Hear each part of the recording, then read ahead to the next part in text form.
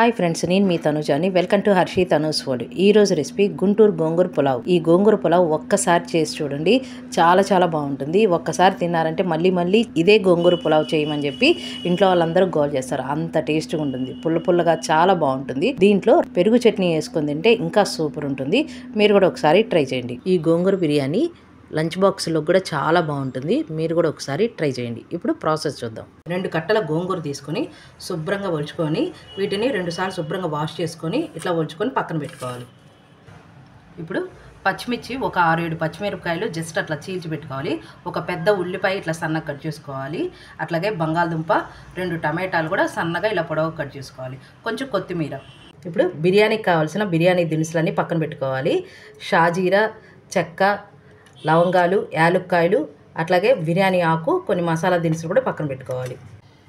ఇప్పుడు మసాలా కోసము అల్లము, చిన్నులపాయలు, కొబ్బరి ఇవి కొంచెం కొంచెం తీసుకొని సన్నగా కట్ చేసుకొని ఇది పేస్ట్ చేసుకొని పక్కన పెట్టుకోవాలి. ఇప్పుడు బియ్యం కూడా తీసుకొని మనం శుభ్రంగా కడుక్కొని 2 సార్లు పక్కన పెట్టుకోవాలి. ఒక అరగంట పాటు నానబెట్టుకోవాలి బియ్యం. ఇప్పుడు బియ్యం కూడా 2 సార్లు శుభ్రంగా వాష్ చేసుకొని ఇట్లా ఒక పావు గంట కానీ అరగంట కానీ మనం బియ్యం నానబెట్టుకొని పక్కన పెట్టుకోవాలి. ఇప్పుడు పొయ్యి ముట్టించేసి ఒక గిన్నె పెట్టుకొని దానికి బిర్యానీకి కావాల్సినంత నూనె వేసుకుందాం. ఇప్పుడు ఆయిల్ కొంచెం వేడెక్కిన తర్వాత మనం బిర్యానీ దినుసులన్నీ వేసేసుకుందాం. ఇప్పుడు ఇది లైట్గా వేడెక్కిన తర్వాత ఇప్పుడు మనం కట్ చేసుకున్న ఉల్లిపాయలు, పచ్చిమిర్చి 2 వేసేసుకుందాం. ఇప్పుడు ఉల్లిపాయలు, పచ్చిమిరపకాయలు గోల్డెన్ కలర్ వచ్చేంత వరకు వేగనివ్వాలి. ఇప్పుడు ఉల్లిపాయలు, పచ్చిమిర్చి అన్నీ బాగా వేగిపోయినాయి. కట్ చేసుకున్న టమాటాలు, బంగాళదుంపలు కూడా వేసేసుకున్నాం. బంగాళదుంప కావాలనుకున్న వాళ్ళు వేసుకోండి, వేయకపోయినా పర్వాలేదు. లేదా ఇష్టమైన వాళ్ళు బిర్యానీలో బంగాళదుంప, క్యారెట్ అయినా వేసుకోవచ్చు. కొత్తిమీర కూడా వేసేసుకున్నాం. ఇప్పుడు ఇవన్నీ కూడా కొంచెం వేగాలి. ఇప్పుడు టమాటాలు, బంగాళదుంపలు కూడా కొంచెం మగ్గిన తర్వాత ఇప్పుడు గోంగూర కూడా మనం 2 కట్టలు శుభ్రంగా కడుక్కొని పక్కన పెట్టుకున్నాం కదా, ఇది కూడా మొత్తం వేసేసుకున్నాం.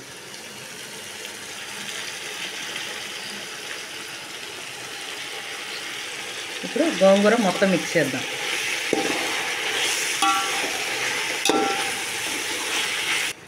ఇప్పుడు కొబ్బరి, అల్లం వెల్లుల్లి పేస్ట్ కూడా మొత్తం వేసేసుకున్నాం.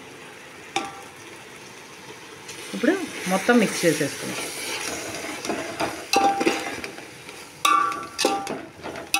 ఇది 2 స్పూన్ల సాల్ట్, 2 స్పూన్ల కారము, 1.5 స్పూన్ గరం మసాలా, కొంచెం పసుపు.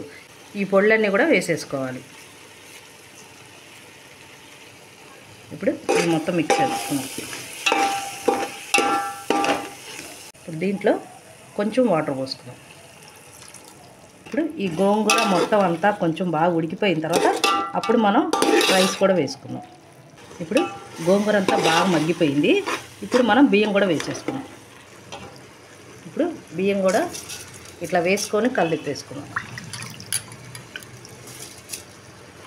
ఇప్పుడు బియ్యం అంతా ఇలా వేసేసుకొని ఇది కూడా మొత్తం మసాలాలు గోంగూర అంతా పట్టేలాగా బాగా ఒకసారి కలుపుకుందాం.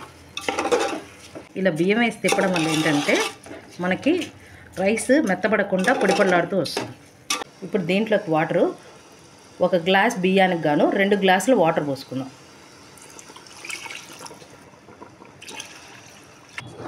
ఇప్పుడు మొత్తం మిక్స్ చేసేసుకొని ఉప్పు సరిపోయిందో లేదో ఒకసారి చెక్ చేసుకోండి. చాలపోతే ఇప్పుడే కొంచెం సాల్ట్ కూడా వేసేసుకొని దీన్ని ఒక 15 నిమిషాలు పైన మూత పెట్టేసుకొని మీడియం మంట మీదే ఉడకబెట్టుకుందాం. ఇప్పుడు దీంట్లో వాటర్ చెక్ చేశాను, ఉప్పు కొంచెం తగ్గింది. మనం గోంగూర పులుపుని బట్టి మనం ఉప్పు వేసుకోవాలన్నమాట. ఇంకొంచెం ఉప్పు కూడా యాడ్ చేస్తాం. ఇప్పుడు బాగా మిక్స్ చేసుకుందాం. ఈ బిర్యానీ పుల్ల పుల్లగా, కారం కారంగా చాలా చాలా బాగుంటుంది. మీరు కూడా ఒకసారి ట్రై చేయండి.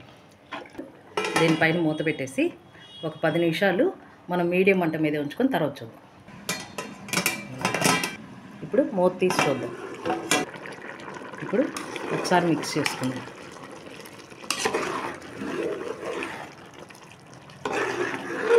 ఇప్పుడు కొంచెం మంట తగ్గించేసి మూత పెట్టేసి ఇంకో 10 నిమిషాల తర్వాత చూద్దాం. ఇప్పుడు 10 మినిట్స్ అయింది, చూద్దాం. దీనిపైన ఏదైనా బరువైంది పెట్టుకుంటే ఏంటంటే బిర్యానీ బాగా కుక్ అవుతుంది. ఇప్పుడు ఒకసారి మిక్స్ చేద్దాం. బిర్యానీ అంతా బాగా కుక్ అయింది. ఇంకొంచెం వాటర్ ఉంది.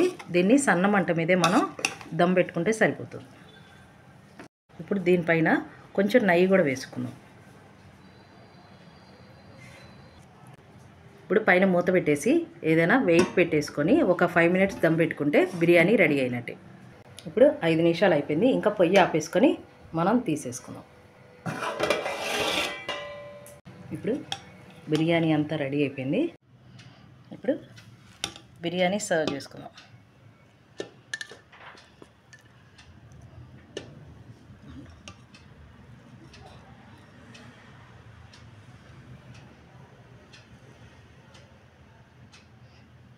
ఎంతో రుచికరమైన టేస్టీ అయిన గోంగూర బిర్యానీ రెడీ. ఈ బిర్యానీ పుల్ల పుల్లగా కారం కారంగా చాలా చాలా బాగుంటుంది. మీరు కూడా ఒకసారి ట్రై చేయండి. ఇప్పుడు టేస్ట్ చూద్దాం.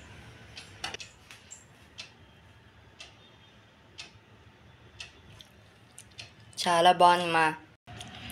చాలా చాలా బాగుంది. పుల్లగా చాలా బాగుంది. సూపర్ టేస్ట్ ఉంది. ఈ గోంగూర బిర్యానీ ఇలా పెరుగు చట్నీతో తినండి, చాలా చాలా బాగుంటుంది. ఈ బిర్యానీకి ఇంకా కుర్మాతో పని లేదు. ఇలా పెరుగు చట్నీతో ఒక్క దాంతో తింటే చాలా చాలా టేస్ట్గా ఉంటుంది. మీరు కూడా ఒకసారి ట్రై చేయండి. మీకు కనుక ఈ వీడియో నచ్చినట్టయితే లైక్, షేర్, సబ్స్క్రైబ్ చేసుకోండి. Thank you.